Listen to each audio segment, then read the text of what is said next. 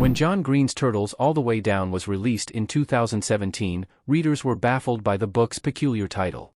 For newcomers, the movie's title is similarly cryptic.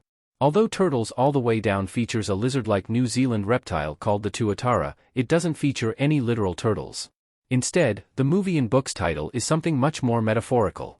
Director Hannah Marks' adaptation centers on Ozza Holmes, Isabella Merced, a teenager who lives with obsessive-compulsive disorder, OCD. Often, Ozza grapples with intrusive thought spirals, especially where the very idea of the human microbiome is concerned. One of Ozza's most persistent and all-consuming intrusive thoughts stems from her anxiety about being diagnosed with C. diff.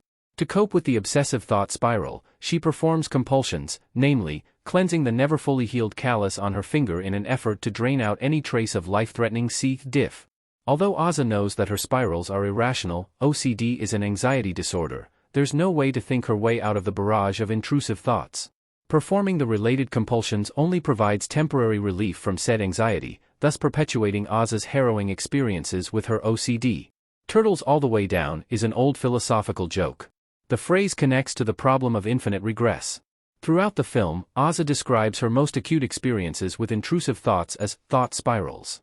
Although some of the biggest book differences in Turtles All the Way Down stem from Ozza's connection to Davis Pickett, Felix Mallard, the film still portrays Davis as a compassionate person who tries his best to understand Ozza's thought patterns and triggers.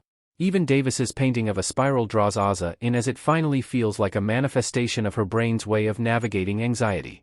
That said, the title is actually a perfect encapsulation of Ozza's experience, even if it refers to a philosophical joke.